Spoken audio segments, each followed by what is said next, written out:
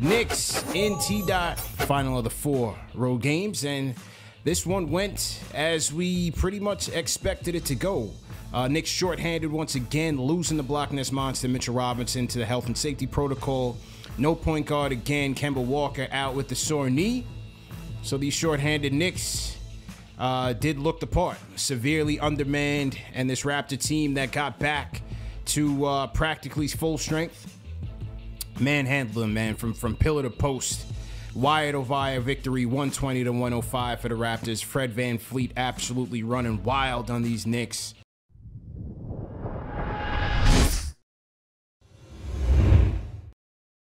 This is a wing factory. You have to be careful with the ball and handling the ball, passing the ball against this team, because they have the length. They have the guys. Their arms are all the way across the passing lanes, across the paint. You got to be careful with the ball. And the Knicks just weren't that. 18 turnovers for the Knicks led to 27 Raptors points.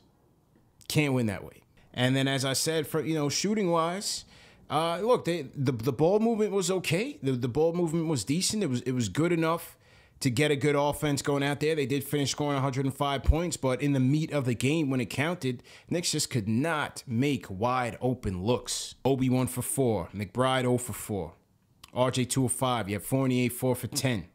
Knox 1 for 3. Burks 0 for 1. Not enough for Burks. 1 for 4 for Quickly.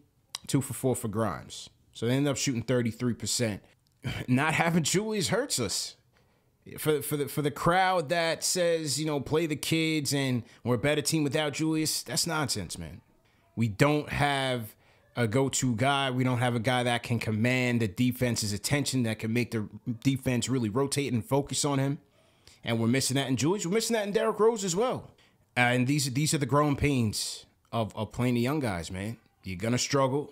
You're not going to look great. Everybody looks at the Houston game and saw McBride, playing like an all-star out there. It's not going to happen every night.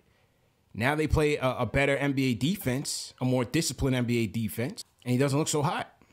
Those are the growing pains that come along with playing younger players. And then Tibbs, going to Burks in the third quarter, obviously he's trying to win the game. He wants to go with a more reliable option at the point. Didn't have much of a difference. Raptors scored 40 points in the third quarter. 40 points in the third. Absolutely no rim protection. Raptors feasted in the paint, whether it was VanVleet, whether it was Siakam, and Nobi had his looks. The second chance opportunities hurt us. Raptors 11 on the offensive glass. 44 to 30 overall rebounding. There wasn't many aspects of this game that the Knicks actually looked good in. On the positive, though, I did like Obi's game today. I liked Obi's activity. I liked his energy out there. Obi finished with 19 points, ties his career high, which he had in Toronto. 6 dimes for Obi, which was good. We always talked about the fact that if you guys have been watching, our court vision breakdowns, our scouting breakdowns of Obi back when he was a rookie or coming into the league, we always talked about the fact that, his court, he sees the court very well. And he passes the ball very well. And today he did so. 6 dimes. 4 of the 6 attempts were threes. You'd like to see him mix up the shot diet a little bit, albeit, he's not playing with the prototypical point guard that can really get him going. Missing Rose is big for him. You had hoped him and IQ could pick that up, but it hasn't been there just yet. IQ's decision making today wasn't so great. 4 turnovers for him. But for Obi, if we're going to be settling in this half-court offense and not necessarily getting out and running with him, dump it down to him, see if he can go to work in the post.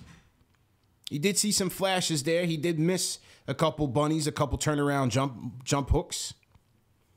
But maybe that's an option to help us mix up our shot diet rather than just relying solely on the three-pointers.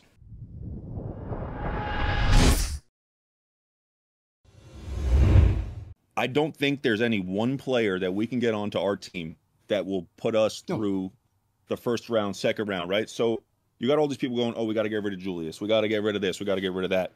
The truth remains, if we make any move, can we beat any of these top-tier teams? And the answer is more than likely no. Going halfway through the season, let's say we get a Damian Lillard, right? You think Damian Lillard's going to learn the playbook and bring us up to the upper echelon of teams in the NBA? The answer to that is absolutely not, right? So Why the fact that anybody talks, let's move Julius, oh, let's start Obi. Let's do exactly what we're doing and hope that some of these kids make it to the point where we want them to, where when the LeBron James era is over, That's when right. the Nets era is over, when the Bucks era is over, when the Suns era is over, you know, we can have a chance. There's literally nothing we can do to be the champions in the NBA right now. So all the talk about trades is just nonsense to me at this point. We're looking to trade away the future when quick fix. We don't even know what the future holds yet.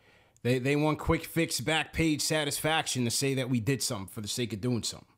Exactly, and there's nothing we can do. What we can do is sit back. We can enjoy watching the kids on the days that COVID is rampant and our veterans aren't in. Sit back and enjoy. Take some notes. Say, oh, this kid is good at that, and say, I want to see this kid develop that. And that's what we are here to enjoy. We're not going to win a championship. And Knicks fans, if you've been a Knicks fan long enough, you know when you're close and you know when you're not.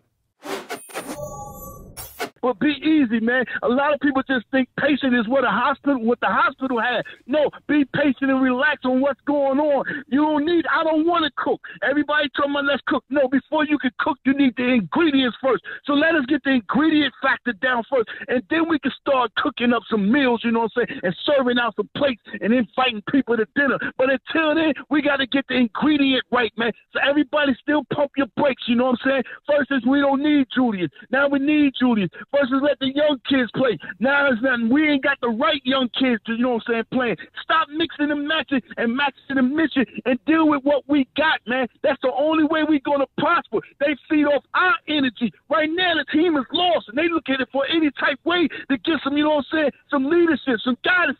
And that's what we got to do. We ain't got to keep, you know what I'm saying, trying to throw every situation up under the bus. We need Julius. A lot of people say we don't need Julius. We need Julius. At least we know we got a chance to win games with Julius, you know what I'm saying? But he got to correct this game and get his game up the part. And we need also RJ, but he got to learn how to play his role and be a leader and do things opposite of what Julius did. And that's how everybody else going to form together. Be patient. Let the, office keep doing what they doing. Let them figure it out. And when they figure it out, they going to bring it to the table. I know you're mad, you're upset, the office is doing things, you don't know what they doing. You ain't supposed to know what they doing because you're going to go leak something. Be easy, man, and let the team come together. It's 2022, the first day of it, the first Sunday, man. God bless everybody. Continue to stay healthy and safe, man.